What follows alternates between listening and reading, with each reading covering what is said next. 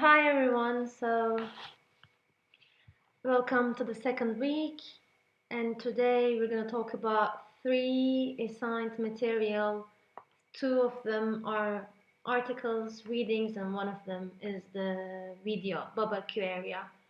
I hope you enjoyed them, and I hope you did the assignment in discussion board. If you haven't, please go ahead and do it. And you will see the specific instructions for the assignment and the grade rubric there on the blackboard. If not, just send me an email as usual. So we have three material. One is the chapter Anthropology and Culture in the book of Eric Luke Lassiter, and the other one is another book chapter from Vina Loria's book Custer Died for Your Sins, and the chapter's name is Anthropology and Its Other Friends, and the other one is the documentary. So before I jump into the specific themes and concepts that are important for our class, I just want to say that if you feel bombarded by concepts, new notions, and a whole new world of anthropology, because for some of you it's maybe very new and exciting, do not get very worried. So this is not a class that we need to memorize people's names or certain dates and certain concepts, but it's more about developing a critical perspective when we study and understand other cultures. And anthropology, cultural anthropology, gives us these tools, yeah? And it's about how to write from this critical perspective and how to formulate ideas more clearly. This will be in our written assignments, yeah? So if you feel like you're lost a bit with concepts, do not worry, okay? And this is like our first week, so I wanna give you an introduction to cultural anthropology, give you some important names from the history of cultural anthropology, but also they're not to memorize, or you won't be given an exam in which you will have to know these names. Yeah, all the assignments are kind of take-home assignments, so I just wanted to say that before I jump into the lecture. So we will handle first Luke Eric's chapter, Anthropology and Culture, and also you will be given slides. So I will upload slides, as I told you in the email, to the relevant weeks. Yeah, for example, the slideshow of the material of today will be under the course document week 2, where you have found the articles. Okay, so this way, like you can listen to the lecture and you can read the slides and understand the important themes that you need to get away from these weeks. Yeah. So anthropology and culture gives us an overview about what cultural anthropology is and what's important for cultural anthropology. It begins by anthropology in general. Yeah, it says like anthropology has 4 subfields, which is like biological, physical, cultural, and linguistic. Very briefly, you do not have to know these in great extent, but maybe some of you had classes from different subfields in anthropology. So biological anthropology is about like diseases, genetics of human structure and cell structure, also evolution of certain bacteria, as it was saying in the text, like the latest influenza virus. I think like biological anthropology would be interested in COVID, as it's a relevant theme for today's world. Archaeological and physical anthropology deals with human technology, yeah. So the material artifacts, and it's mostly about history of humankind, like what did they build, what were the cities like, for example, centuries ago, and how did they become to be. Yeah, so maybe cultural anthropology is also interested in those artifacts, but with a different twist that I will explain later on. And linguistic anthropology and cultural anthropology, they have things in common, but linguistic anthropology focuses on the language and communicative aspect of culture. Yeah, and it's a big aspect of our culture, actually, language and how we communicate with one another. But cultural anthropology, it's more, it includes much a greater extent than linguistic anthropology, which just focuses on language. Yeah. Um, and one of the key figures that have described culture, also one of the first cultural anthropologists, is Tyler. So Tyler is a cultural anthropologist from the end of 19th century, and he is known to be an evolutionist. Yeah. Again, you don't have to know these concepts, but it's important to be familiar with those concepts. Yeah, so Tyler's main aim was to know how the Western civilization, Western culture came into being. Yeah, and he believed that by looking at non-Western, not yet developed, tribes and culture, we could kind of read the past of Western civilization. Yeah, and he was basically looking at material things, observable things, and also religion. Yeah, he believed that, for example, the animism, the belief that everything has a soul and we can contact with, let's say, a chair or a table because it has a spirit. This belief of animism was the past, the not yet so developed version of Christianity. Yeah, or the artifacts or the houses, for example, that the non-Western tribes built was the past of the complex city structure of Western society. Yeah, and we will discuss why this point of view was problematic and ethnocentric in a way. Um, and it says on page 41, it says that the culture, as Tyler explains it, is a complex whole which includes knowledge, belief, morals, law, custom, and any other capabilities and habits acquired by society. Yeah, and the writer Eric Lassiter kind of criticizes Tyler for just thinking of culture in a very commonsensical terms, because Tyler just equates culture to its artifacts. Yeah, so let's say for Tyler, culture is just the American flag. Yeah, or culture, for example, for Tyler, if you think of a family dinner, yeah, for example, let's think of a Turkish culture family dinner. It's just the observable things in the table or where people sit, yeah. But Eric Lassiter says, and he rightfully argues, that culture is not just only visible things, but has a deeper meaning behind. Yeah, and that's what we are interested in. Yeah, let's say, for example, let's take family dinner in Turkey. Yeah, obviously I do not want to generalize, but usually the father sits at the head of the table. Yeah, and usually is the mother who cooks.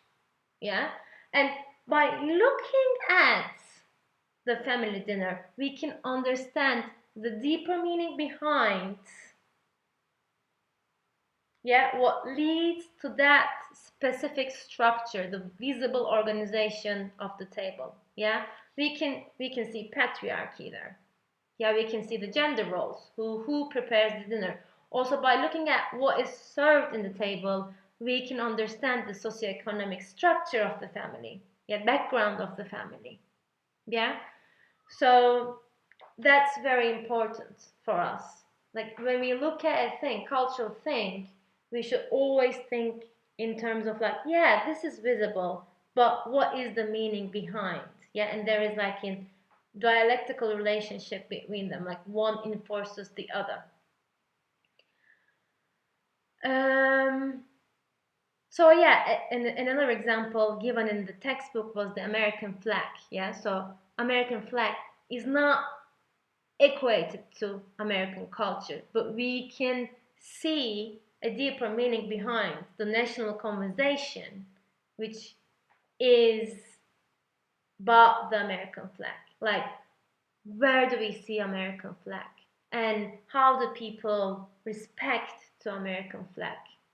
Yeah, and we can see the culture of nationalism, for example, by looking at those things. And instead, the author gives us another definition. Yeah, culture is a shared and negotiated system of meaning informed by knowledge that people learn and put into practice by interpreting and generating behavior.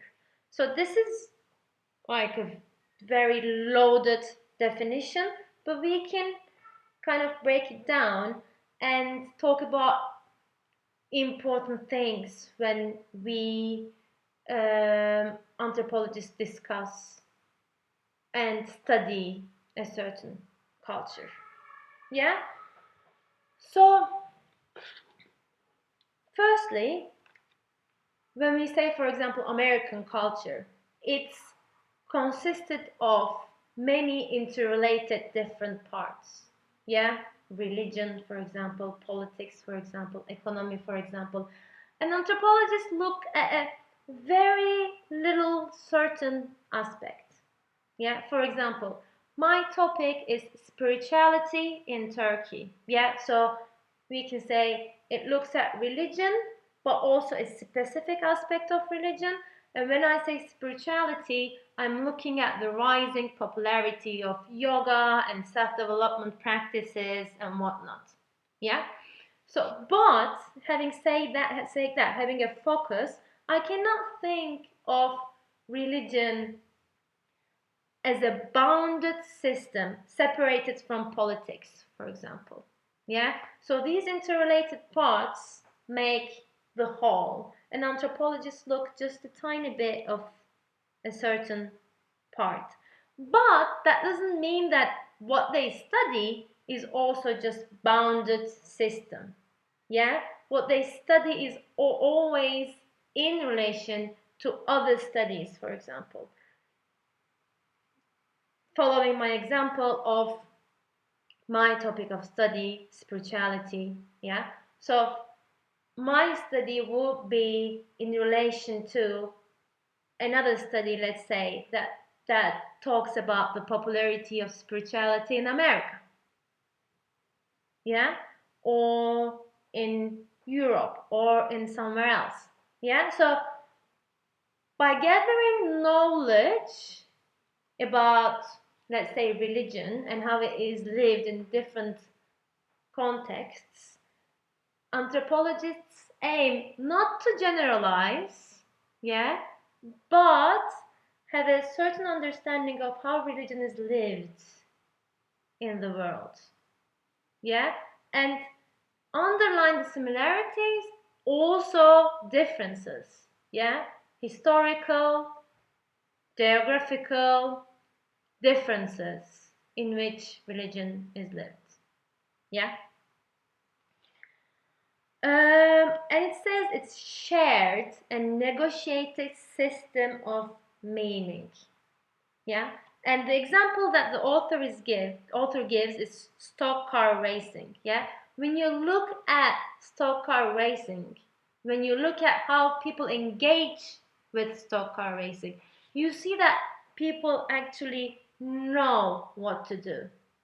Yeah, they know how to engage, they know the meaning behind the stock car racing, so to speak. And by putting their behavior in practice, yeah, by actually realizing the stock car racing, they negotiate the meaning. So the meaning of culture never stays the same. Yeah, so it's always negotiated in actions, in practices. Let's talk about subway culture. Let's take a similar and more familiar phenomena, or a classroom culture. Yeah, so when you enter in a classroom, even if maybe it's been a while that you haven't entered in a classroom, but you know where to sit. Yeah, you know how to behave. You know when to speak, in which language you will speak. Yeah, so you know the meaning behind the classroom organization and behavior. But you you do not always think that you know. You kind of behave in an unconscious, like you're aware of the norms of a culture, its classroom's structure, but you do not always think about it. So it's just like it's similar to unconscious behavior, but not unconscious in a way that you don't know what's going on. You know, but you're not always thinking. It's a bit of a, it's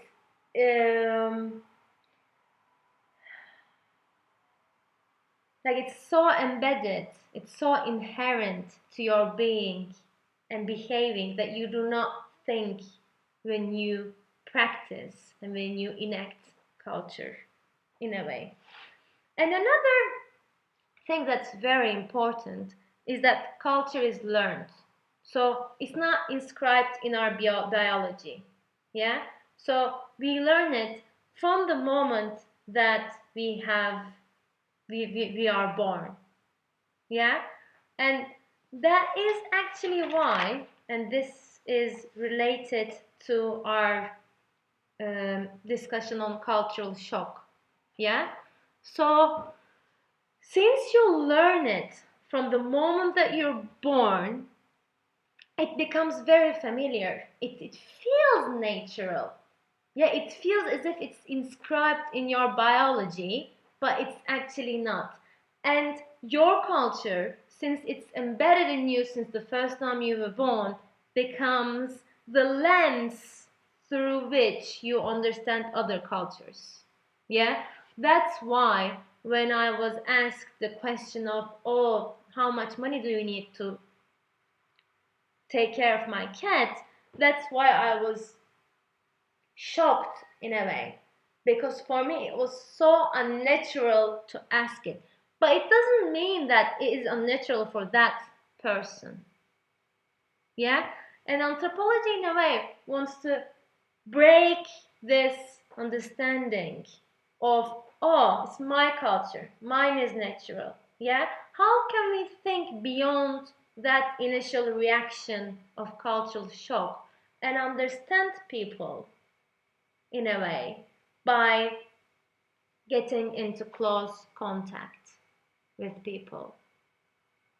Yeah, so when anthropology studies a group of people, they do not study it superficially, but they stay, as we will talk about it, this is what ethnography is, they stay with those people for a long time to understand the meaning behind their visible cultural behavior. And when you understand the meaning behind, then you are less likely to fall into this pitfalls of cultural shock. Yeah, for example, in my situation, having lived in America longer than a year, I have lived in America for 4 years. Now I understand the meaning behind the question, how much money do you need to take care of my cat? And it's all related to economy, for example. Yeah, living in New York is expensive and it's not easy, and everybody has their own agenda to keep up with. It's a dynamic city, so even if you're friends, that's like in cultural code of kindness and respect, yeah, to ask the person how much money do they need. So, like, going beyond the first cultural shock and understanding the meaning behind the behavior is crucial, yeah, when understanding other cultures. Um, and it's also always in relation to some visible forms. Yeah, when I said, oh, it's not only the artifacts, yeah, it's not only the houses, it's not only the things that we cultural things that we make, but it has a visible part. Culture has a visible part, and it's visible in our behaviors. For example, and it's the meaning behind and the behaviors is always in relation to one another. For example, you give your place to someone in subway, yeah, someone who is older than you, and it's a sign of kindness and respect. So the behavior shows the meaning behind the values of culture, the values of respect in America. Yeah, but it always talks to a larger set of system of meaning. The behavior itself doesn't say much about the culture. Um, and importantly, related to our topic of related to our discussion of cultural shock, when we understand, when we try to understand other cultures, like different cultures, it's inevitable, as it says here in the article, to fall into some form of cultural shock or ethnocentrism. Yeah, this was another important concept.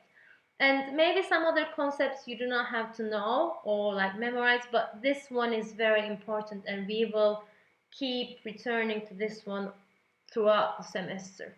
Yeah, so ethnocentrism. Ethnocentrism is to judge, yeah, and have opinions about other cultures through the lens of our own cultural perspective. Yeah, so basically it's very similar to cultural shock, what I have just described to you in the first lecture and today's lecture. And it's kind of inevitable because of the fact that we were just embedded in our own culture. Yeah, but we also have to have a critical perspective towards our own ethnocentrism, because as it was said in the text, when it's taking towards extremes, ethnocentrism means racism and prejudice. Because let's say, let's talk about my example of cat sitting, yeah? When I say, oh, so this woman is offering me money to cat sit, and if I jump to conclusion saying like, yeah, Americans, they do not value friendship, and if I jump to the conclusion that not valuing friendship is an inherent natural part of being American, then basically what I'm doing is racism. Yeah, I am associating some negative aspect, some negative quality to a certain group of people. Yeah, that's why even if ethnocentrism is not avoidable, we have to be very cautious and attentive to the moments when we fall in ethnocentrism. Yeah, and talking back about Tyler. Yeah, so I have said Tyler was looking at other cultures and thinking of other cultures, non-Western context, as the past, not yet developed, not yet reached to the pinnacle of civilization as Western societies did. Yeah, so he was being very, very ethnocentric because he was thinking that the Western civilization, yeah, was the point that every other society needed to reach and was the most developed version of other societies. Yeah, the various reasons that he was ethnocentric. Yeah, because at the end of 19th century, we will discuss these in upcoming weeks. Western countries were at the peak of civilization, enlightenment, and whatnot. So they thought of themselves, these enlightened white men, white Western men, thought of themselves as the pinnacle of civilization. But following Tyler, another figure came, yeah, Boas. And Boas introduced cultural relativity, yeah. And he said, actually, each culture has its own complex configurations, and each culture needs to be studied in their own complex, sophisticated web of meaning. Yeah, just to compare it to another culture is not so accurate. So I know I'm kind of contradicting myself because I said that we do certain anthropologists do certain study to compare it, but it is we do not jump to comparisons. Yeah. So one way of comparing is reacting. Yeah. For example, saying, as I would do, oh, they do not know anything about friendship. Yeah. So this is like a reactive comparison. But another way of comparing is to talk about friendship, for example, in Turkish context, and talk about friendship in American context, and see what are the differences and similarities. And when you understand if the comparison is done through an accurate and kind of non-ethnocentric perspective, is that there are not many judgments about either cultures. Yeah, you do not say this is good or bad. You explain, and you explain the dynamics, and you explain how they're related to economy, how they're related to race, how they're related to gender. Then that's a good study, and then it is relevant and even necessary to compare. Yeah. And at the end of the article, it was something very important. He was mentioning something very important and kind of a pitfall of cultural relativity. So if we say, okay, we can understand any phenomena in their own cultural terms, but what about rape? What about genocide? Yeah, what about racism? So these, we cannot just say, oh, okay, Nazism was a part of German culture in 1940s. Yeah, so this is very dangerous to say because then everything becomes just a fact of cultural relativity. Instead, it says, anthropology needs to ask questions like about violence, serious questions about violence. For example, what were the cultural, historical factors that led to Nazism? Yeah, what can we do to impede it? What can we do so that it's not relived again? Yeah. So these were the important themes of this article. And please go over the slides and ask any question and anything that is not clear to you. So, and the second article was a chapter from Mina Deloria's book, which is Cast to Die for His Sins. And this is written in 1969. And if this was a bit difficult to understand, if this chapter was a bit difficult to understand, don't worry, but it is good to think with. This chapter is good to think with, to understand the common mistakes that anthropologists, especially in the past, have fallen into while studying other cultures. Yeah, especially cultures that are marginalized, that do not enjoy the privileged position that the anthropologist's herself is coming from. Yeah, so Vina Loria is an indigenous anthropologist, and he's writing this book to analyze American history from the Native American perspective. Yeah, so he's coming from the both background of indigenous and being an anthropologist as an academician. Yeah, so he's writing from the indigenous perspective to kind of criticize the mainstream view of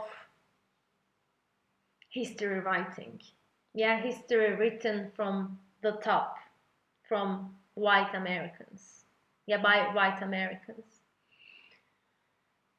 And this chapter is specifically written as a critique to the way anthropologists were studying indigenous communities in reservations. Yeah, reservations were places that indigenous communities were located by the government. Yeah, and indigenous communities were cut from their own lands, own way of economies, own way of knowing, and they were just placed in reservations, and there was a lot of power dynamic going on.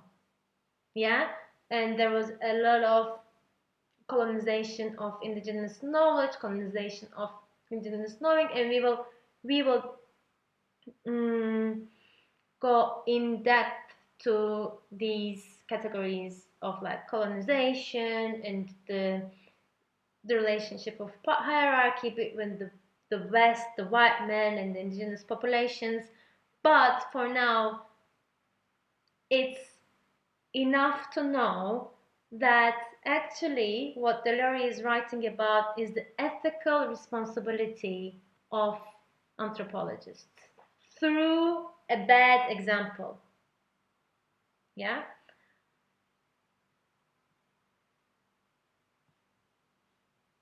I'm gonna find my notes here.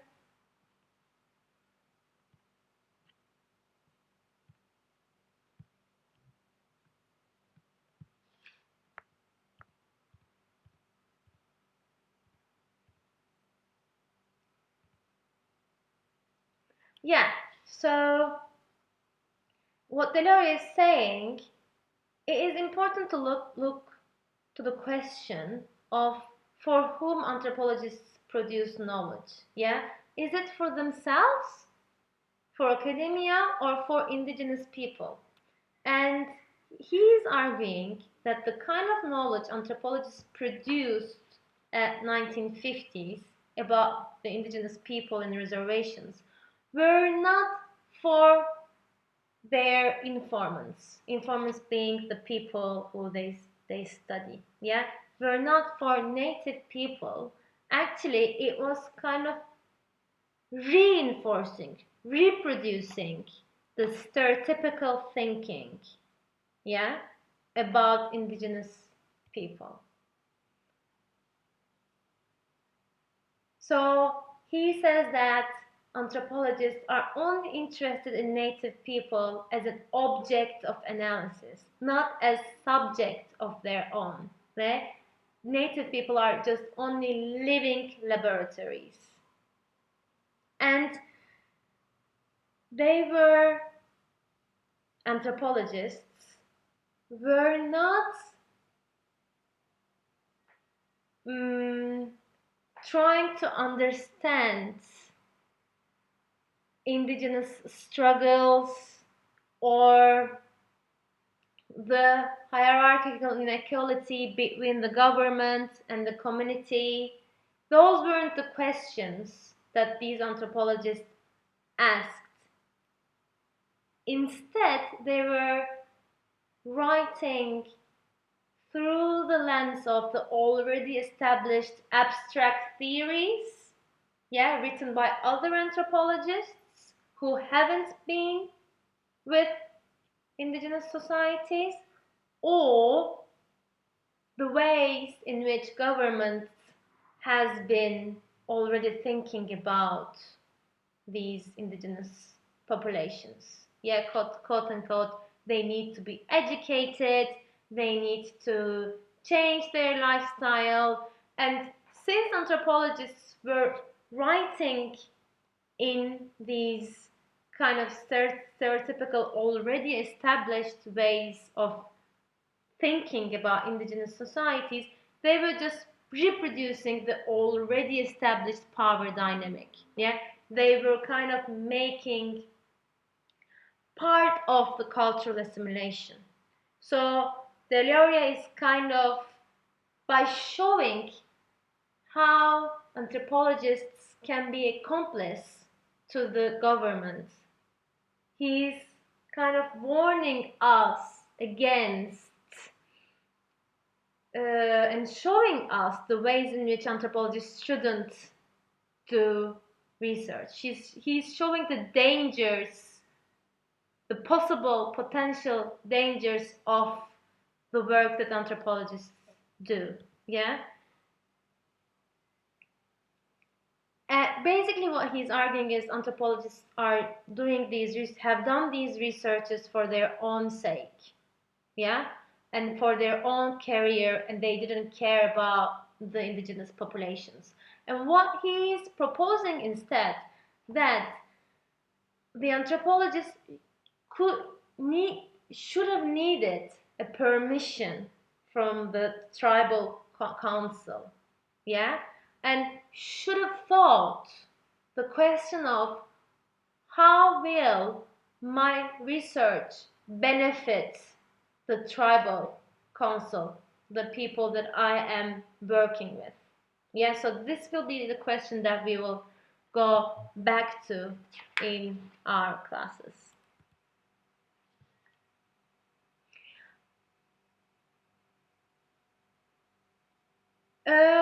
And yeah, as I was saying, it's very like it is good to think with Deloria's texts. Yeah, it's good to have these questions in mind when an anthropologist go to the culture that he or she's gonna they are going to study, like how will my research influence the group of people that I'm studying, especially when there is this hierarchical power structure, especially when the anthropologist is coming from a privileged position. Yeah, but also we can say that Deloria is kind of generalizing anthropologists in one way. Yeah, like it's a plausible question to ask to his article, like, are all anthropologists behave and act in the same way? But as I have said in the beginning, he's also writing about anthropologists who have done research in reservations, so he's talking about a specific moment. And lastly, we had Babakiueria. I hope you enjoyed that documentary. It's a fictional documentary. It's, yeah, Babakiueria. So it is from 1986, and I think a good point of discussion is like, is it still the way? Yeah, sorry, I'm just moving ahead of myself. So as you probably noticed, it's a satirical movie. It's between Aboriginal Australians and European Australians. Yeah, but there is a switch of roles. Yeah, so you see like the white people are the marginalized community, and black people have the power. Yeah, Aboriginal Australians are the invaders, are the colonizers, and it's contrary to the way that European Australians invaded the country. So this is a very good movie, and I think it's good to think with Loria's texts. Yeah, this is a good movie in showing the absurd ways that anthropologists kind of treated the marginalized communities. Yeah, the communities that uh, the colonized communities, invaded territories in a way, because from the get-go, from the first moments of the movie, yeah, so the invaders come and they ask white people like, what is this area? This is like a barbecue area, they say. But then they don't understand really what this area is about, and they just Babakiueria as if it's like an authentic, exotic name. And we see the ways in which the woman, the anthropologists still think in stereotypes. Yeah, she says, oh, they were surprisingly clean.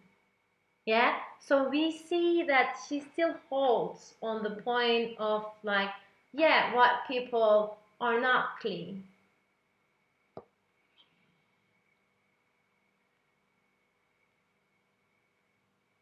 And for example, we see that how she was looking at horse race, yeah, the gambling, and she was thinking it in terms of prayer. Yeah, so they pray for success. And then what a simple faith, she says, yeah.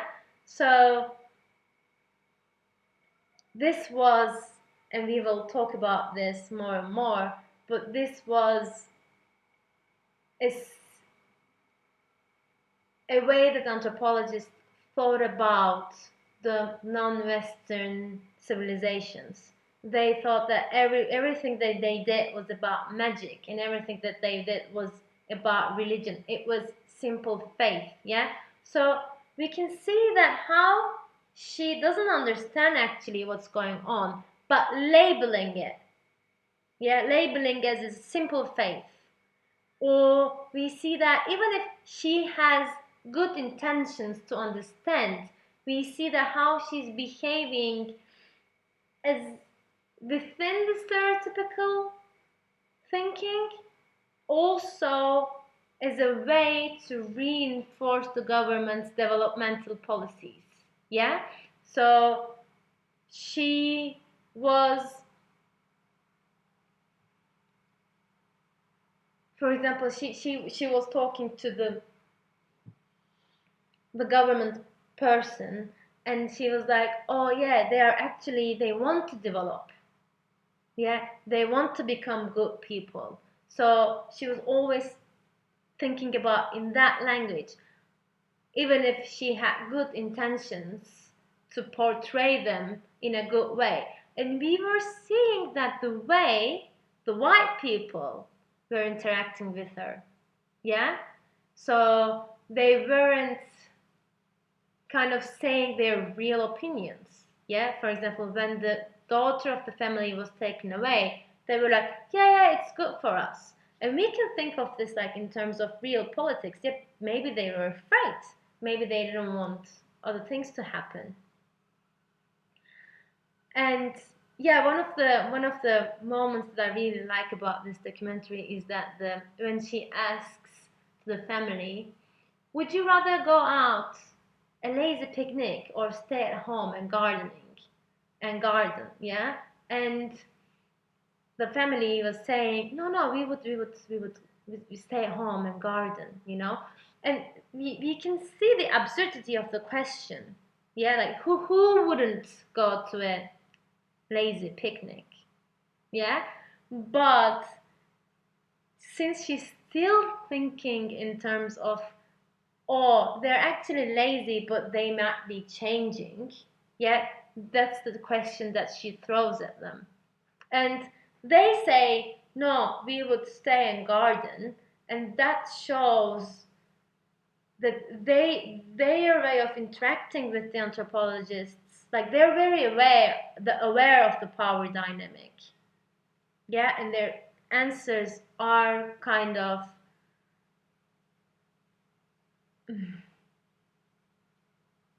how to say, their answers are already defined by this power dynamic. So the myth of telling as it is, studying the people, yeah, having objective truths about those people are not very accurate, especially when there is a power dynamic going on. And the power, I'm talking about the power dynamic because it has been the way. Yeah, it has been the way that the Western anthropologists went to the non-Western context to understand the culture. So this is the history. This is the beginning of anthropology. And we will talk about this more and more next week when we talk about Malinowski and other anthropologists. But yeah, since we are moving to contemporary anthropology and we will cover 2 books of non-Western context. First, I want to give like a historical background of anthropology and kind of how anthropology was hand in hand with colonization and Western civilization, blah blah. That's why we will cover these points and we will see how contemporary anthropologists are trying not to commit the same mistakes. So yeah, that's about it for today. And I will write the specific instructions with which you will comment on this lecture, and your comments will be your participation. Great, and yeah, feel free to send me an email, any questions with anything. I hope you have a nice week. See you.